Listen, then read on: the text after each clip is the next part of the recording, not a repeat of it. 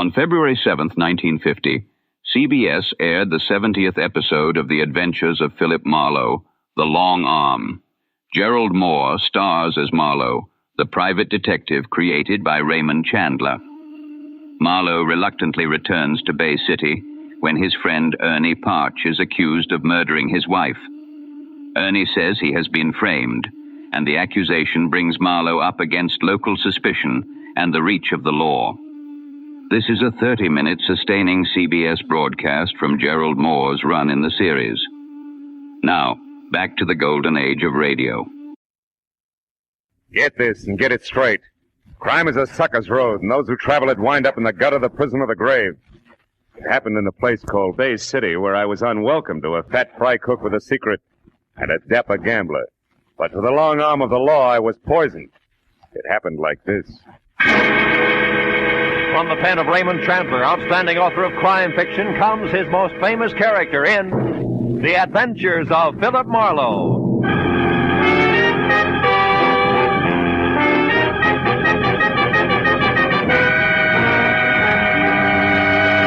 Now, with Gerald Mohr starred as Philip Marlowe, we bring you tonight's exciting story, The Long Arm.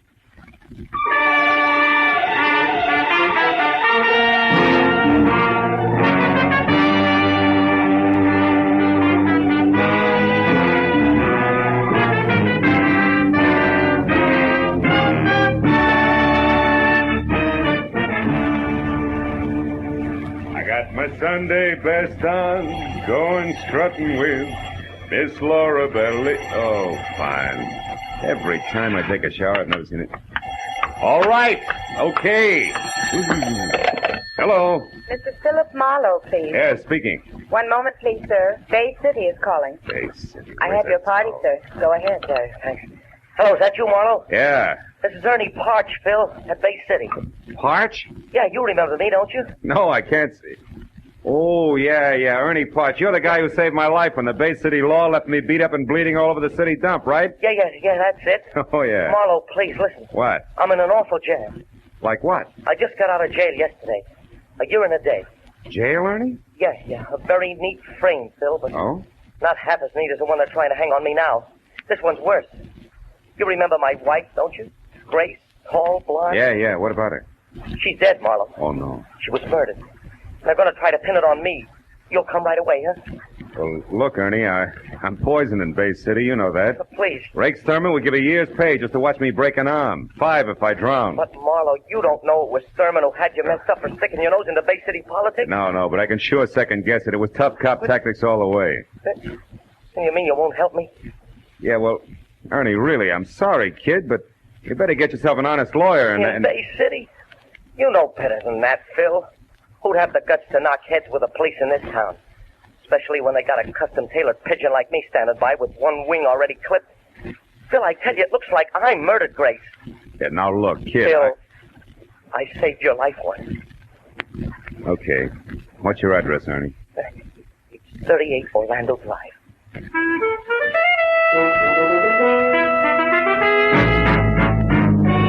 Bay City was a snug seacoast town some 20 miles southwest of L.A. and about twice that distance from being on the up and up.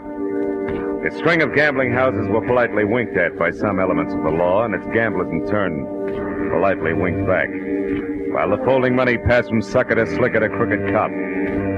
But Bay City also was home to a lot of honest fishermen, retired real estate brokers, and another element of the law, good cops. Which side Detective Lieutenant Rake Sturman was on, I'd never been able to figure. He only added one way, all cop, morning, noon, and night. The kind who made any private detective feel a little less welcome than a leper. Well, an hour after dark, I pulled up and parked well away from 38 Orlando Street. 5 minutes later, I was watching a nervous Ernie Parch wear out the carpet in his shabby living room. It was at Art Manelli's place, Phil, about a year ago. The little casino. It's out north on the edge of town. Uh-huh. I've had a few drinks with some of the guys who worked at my gas station.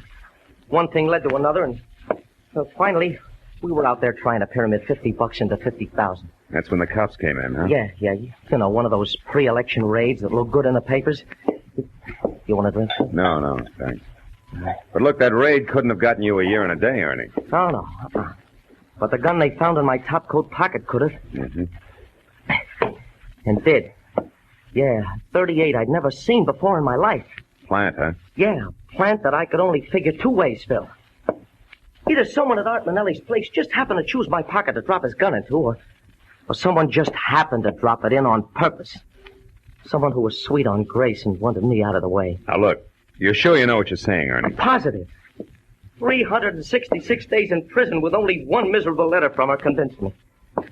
That and the word I got at Gumbo's place late this afternoon. Gumbo's place? Yeah, Gumbo's shanty. The chicken joint run by a fat fry cook named Lou Gomborski. Grace worked there. I stopped in just before I ran into Lieutenant Rake Sturman. Wait a minute. What do you mean ran into Sturman? What happened? Well, Phil, I was on the street getting into my sedan, you see? Yeah. I picked it up from a guy who was using it while I was away. When Sturman pulled up alongside of me in a squad car, and he started to tell me how much he liked seeing ex-cons back in Bay City. What interrupted him? Oh, call on the police radio. But before he left, he promised to drop around here sometime tonight and chat a while. Mm-hmm. And before that, at Gumbo's place? I found Grace. Now, wait a minute. You've had enough, Ernie. No. You found Grace in what? We had a fight. She admitted running around, said I wasn't worth waiting for. But she wouldn't say who was. I slapped her. Hard. All right, take it easy.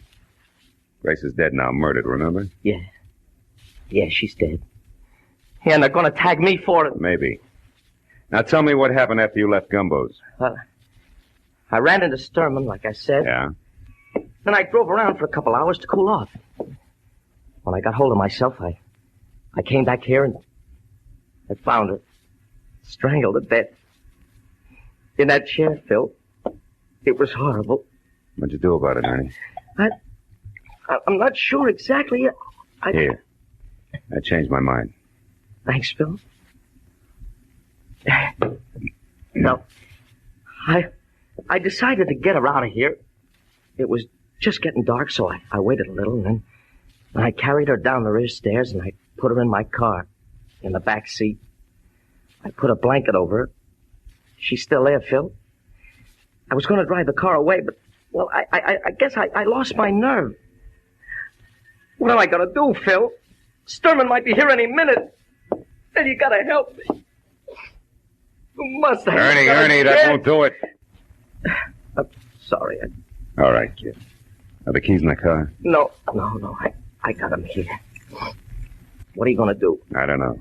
But you get out of here. Do something. But what, Phil? Anything. Go to a movie. Act as relaxed as you can. Do anything. Except come back here for at least 2 hours. Now go on. All right, Phil, whatever you say, I'll go to a movie, yeah. Right now. Right away. Thanks, Phil. I know you'll get me out of this. Ernie Parch's vote of confidence made comfortable listening for both of us.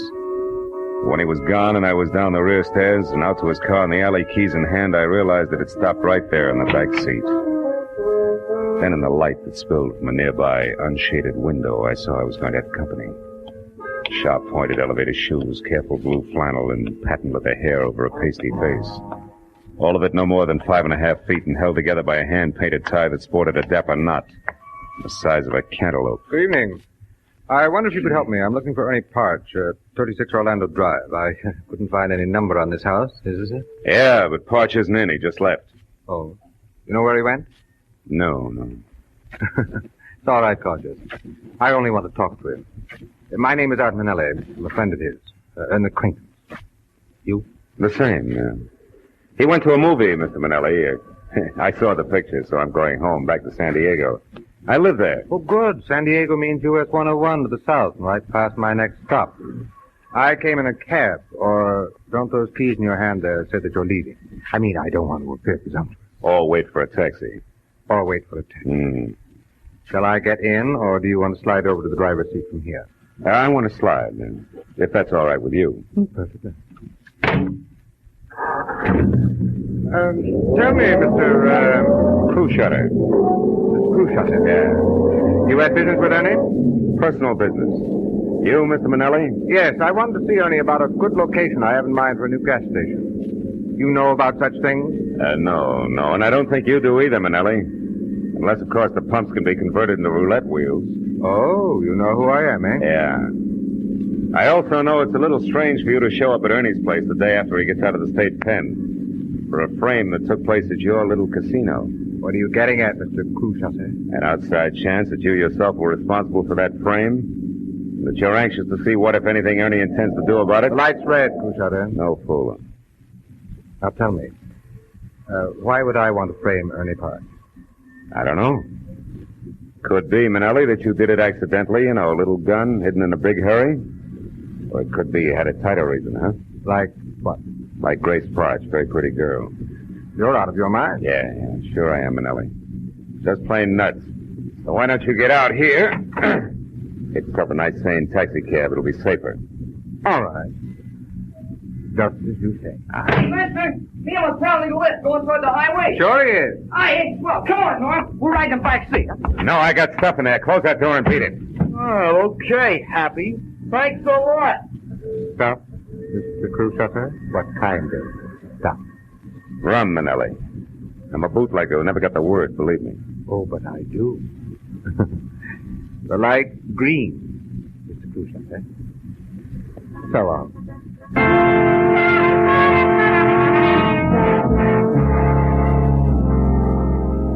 I went 3 short blocks, and I got out of the traffic and drove as far back toward Orlando Street as a vacant lot that was only a block away from Ernie's. Thereafter, I wiped the wheel, the gear shift, everything else I'd touched clean to prints.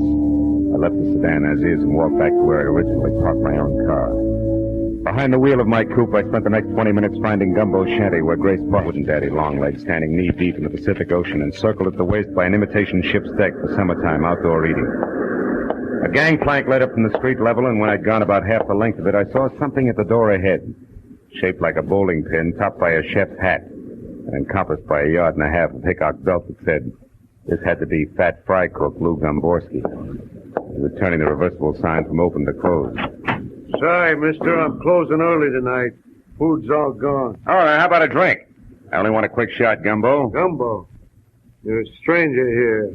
How you know the name? Well, it's written overhead in 4-foot letters. I keep my eyes open. Okay. Go on in. Make it fast. I want to hit the hay. Oh. You live here? Yeah. What do you want? Scott. Anything with it? Little information? Oh. About what? Girl who works for you, Grace Parch. I don't know anything about it. Not even for 5, Gumbo? Make it 10. Okay, 10. And the drink's on the house, huh? Yeah, okay, mister. Grace Parch is 5'2", eyes are blue. Also, she quit work at 6 tonight like she does every night, period. Uh-huh. Here's to you. Now tell me, where's she been going while Ernie's been in stir? Well, another 10? Yeah, for another 10. On one condition, no more lousy poems, Gumbo. Just a few straight facts, huh? Sure. Sure. Another drink? No. Facts first. Where's she been hanging around? A little casino. That's Manelli's joint, huh? Yeah, Manelli's place, where a lot of people hang out. What is it? What are you staring at, Gumbo? The window, I thought I saw someone out there on a deck looking in. Probably seagulls. Forget it. Now look, I'd like to know...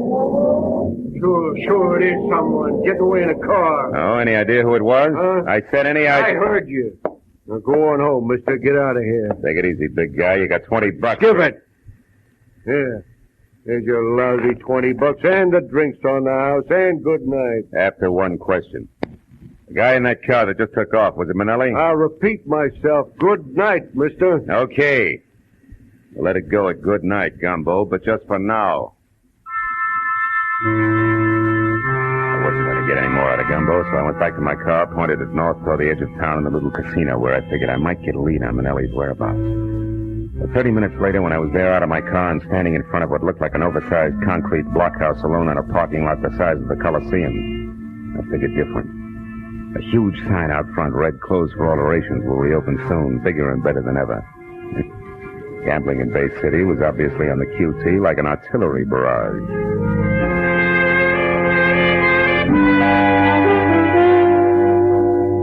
By the time I got back to 38 Orlando Street, nearly 3 hours had gone by since I'd last seen Ernie. As I started up the steps toward the light in his living room, I wasn't happy over the lack of information I had for him. But when I opened the door and saw what was waiting for me, that didn't matter. In one huge, beefy, freckled hand, there was the usual police department .38 revolver. Hello, kid.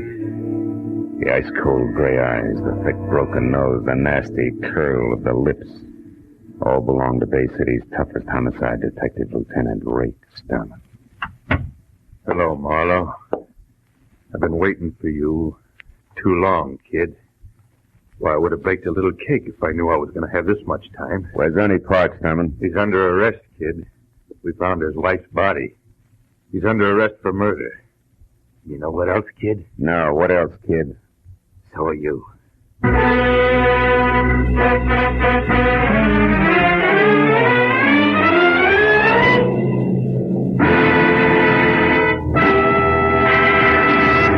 In just a moment, the second act of Philip Marlowe. But first, Fred Allen's crack that it's no wonder comedians can't find work when singers go comical has had a fast reply from Bing Crosby. Bing has invited Fred to be his guest on his CBS show this Wednesday night. And you can get right into the very middle of the argument on most of these same CBS stations, where Bing Crosby's show is every Wednesday night. Be sure to hear Fred Allen's visit to Bing's show this Wednesday, following Groucho Marx and You Bet Your Life.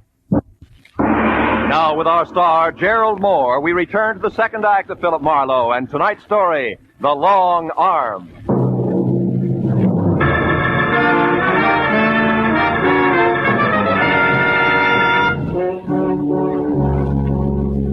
Lieutenant Sterman moved toward me. He curled the thick fingers of his left hand into a fist. I braced myself, but the blow never came. Instead, he shoved his face up close to mine, and his mouth twisted into a one-sided grin that was as full of fun as a set of thumb screws. Well, you finally came through for me, didn't you, kid? I don't know what you're talking about. I've been waiting a long, long time for you to pull something in my town, Marlowe, where you can't run back across the line and hide behind the skirts of your cop friends over in L.A. You're having yourself a pipe dream, Sterman. Lieutenant Sterman!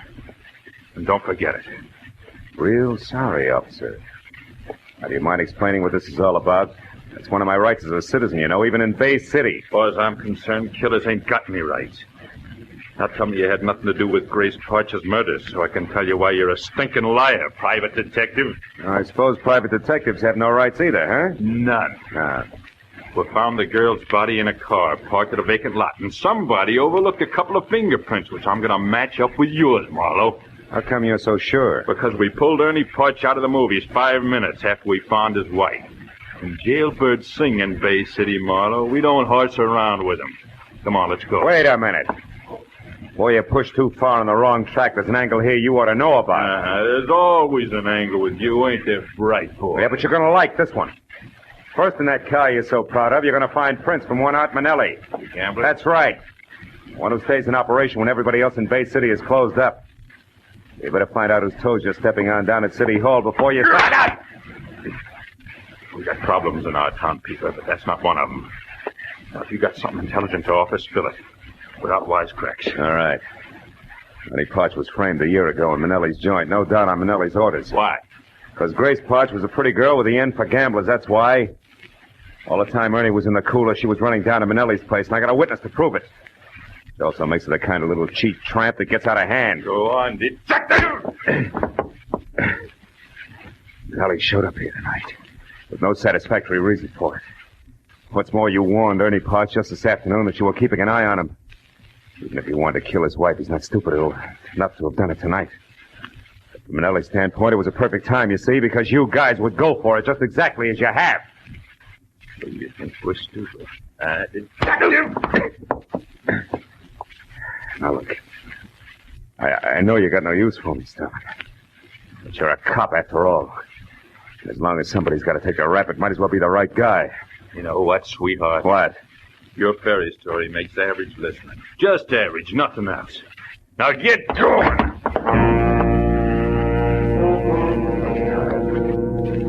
Too tired to take what I know I'd be given. Once Rick Sterling got me inside the Bay City headquarters, I made my decision fast. There were 3 steps in the front porch of the wall, and he was right behind me. I took the first 2, then turned and grabbed! He sailed over my shoulder, and I heard him land flat on his back on the sidewalk as I rounded the corner of the house. I crossed the backyard, bolted the fence, and put 100 yards of alley between us before I even stopped to think. Then I went back to my car and drove down to the water again in Gomborski's chicken shanty. place was dark and locked up tight. I went around to the back where his living quarters were and listened. A crocodile slithering over the floor inside would have made the same sound. I pushed the door open and went in. It was Gomborski, all right, but you couldn't tell it from his face. That had been worked over long and hard by an expert. He didn't know I was there until I touched him. Get away. Come on, get out of here. Who gave you the beating, Gumbo? Lay off, will you, please? Haven't I took enough already? All right, come on, get up. Up. That's it. Now, look, Gumbo. You told me one thing about Art Manelli. The Grace Parch went to his joint a lot. And you spotted somebody outside the window and you clammed up. I come back now and I find you like this. Isn't it obvious you're wasting your time trying to protect him? Oh, shut up. Shut up and get out of here. Listen to me, you poor sap. Can't you see you're going to be living with this from now on? Every time he gets the jitters, he'll give you another going over to match this one.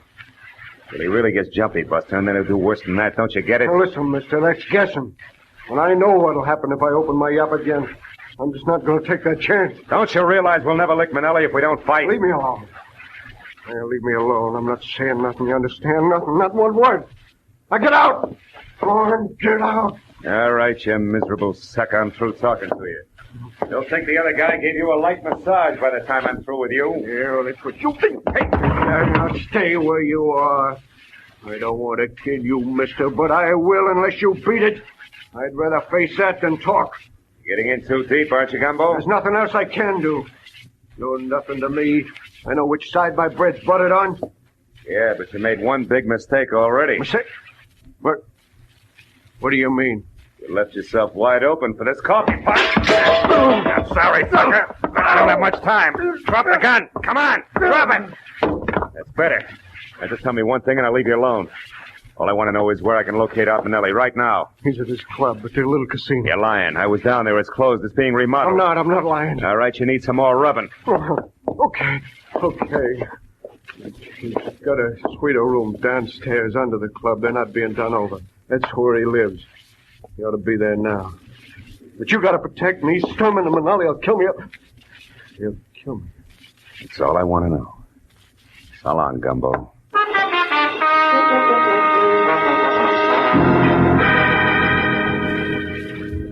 At the first phone booth I came to, I stopped, looked up a Bay City number, and made a call, which took 5 minutes. Then I went on to the little casino. I parked on a side street, then went down the ramp to the underground garage in the rear. There was a door between two ornate bronze urns, Alibaba size, and I started toward it. But on a hunch, I stopped and studied the decoration on one of the urns. I finally found it. A small hole in the side. I took my handkerchief out and stuffed it into the hole. From somewhere inside the apartment, I heard a chime ring. I got my gun out, then tried the door, and it opened. Into a long, lush hallway draped at the far end with a heavy gold curtain. I waded through a green carpet deep enough to mow, up to the curtain and pulled it aside.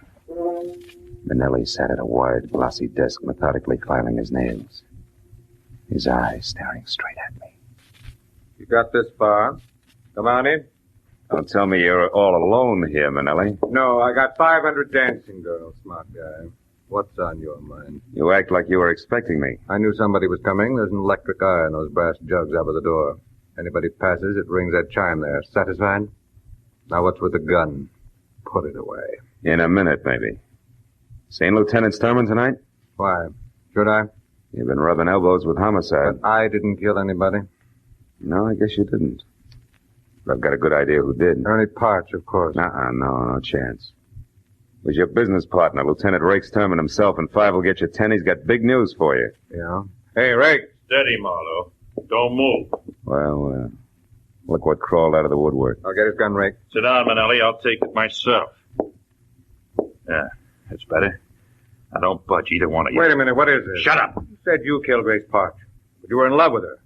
We used to meet her right here in this room. Yeah, that was before she found out a couple of things and began to put the pressure on me. We got in a brief today, and I lost my head. Now, shut up. Okay, Marlowe. Let's have it. How'd you dope it? How? Gomborski took a beating tonight just because he mentioned Manelli here. With a little more pressure, he mentioned someone else. You, Sturman. And why would you shut Gomborski up about Manelli unless you and Manelli were connected? That connection was all I needed. Uh-huh. Right on the button, sweetheart. For all the good it'll do you. Listen, I don't get this. I don't understand. You don't have to anymore. You're through. What are you saying, Ray? You know too much about me, Manelli. You know it all. Wait, you can't do this. Yes, I can. In fact, Marlowe here gave me the idea. He even worked out all the motives. So it's easy. I came here to arrest you for Grace Parch's murder. You resisted, and I had to shoot you. Ain't that a shame? But about this Ernie Parch. I intended to hang it on him, Manelli, but he's nothing to me. I don't care if he lives or dies. But you're getting too big for your britches anyway. So this is better, and I get 3 birds with 1 stone. Grace, Manelli, and you, Marlowe. Before you start pulling the triggers, Thurman, you better ask your boys. Huh? A couple of them are waiting for you behind that gold curtain there. You're a liar, Marlowe. The electric guy would have tipped us off if anybody else came in. I blinded that eye with my handkerchief on my way in. Right, Lieutenant What? Thurman? Ernie, how long you been there? What, long enough? Better drop it, Lieutenant. I don't take orders from you, Sergeant. You do tonight.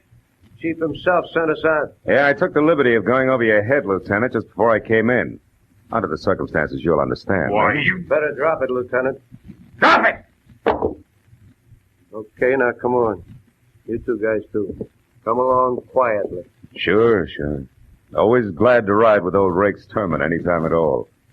Just as long as there's a couple of policemen in the same car.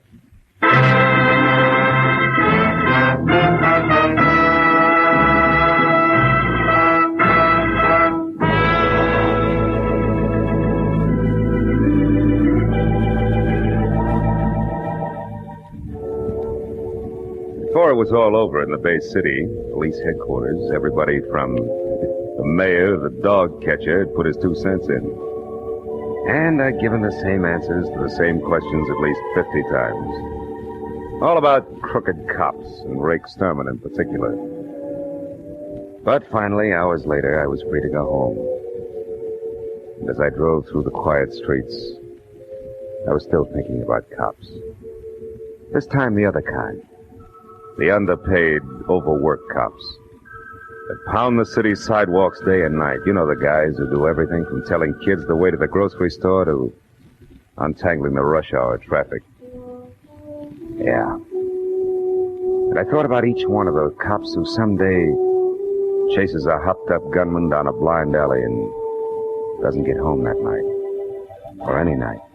Ever again. And then I forgot all about Rakes Thurman. Because after all, he was just one bad one in a multitude of good ones. An insignificant sore on the long arm of the law.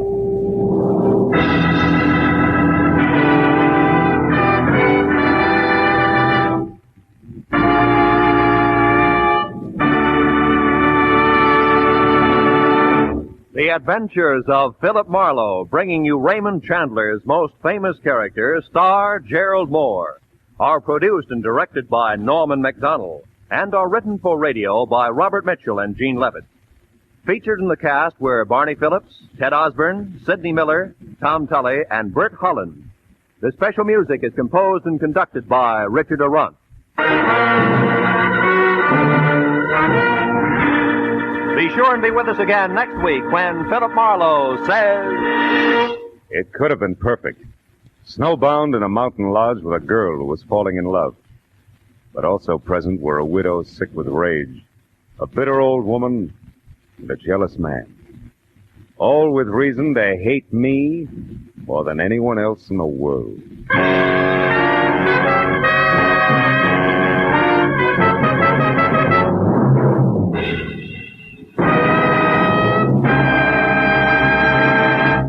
Two all-star bouts are promised on CBS this Wednesday night. Bing Crosby faces Fred Allen across the CBS mic to battle it out on who's funnier, singers or comedians. And in the second attraction, Gracie Allen and a smashed vendor team up against not-so-gorgeous George Burns and a guilty conscience. This Wednesday also brings you Groucho Marx, his ad-libs, and his teams of opposites on You Bet Your Life, and a Dr. Christian story about 2 redheads in love. Fun, action, variety. They're all yours with Dr. Christian, Groucho Marx, Bing Crosby and Fred Allen, and George and Gracie on most of these same CBS stations this Wednesday night. This is Roy Rowan speaking. Now, stay tuned for Pursuit, which follows immediately on most of these same CBS stations.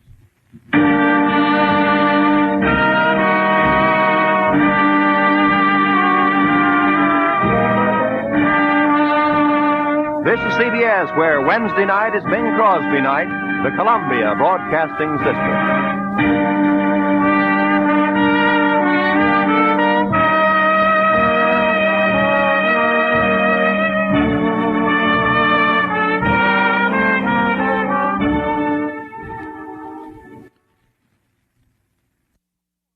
For this evening, we close with The Long Arm. Follow the adventures of Philip Marlowe for more classic detective broadcasts.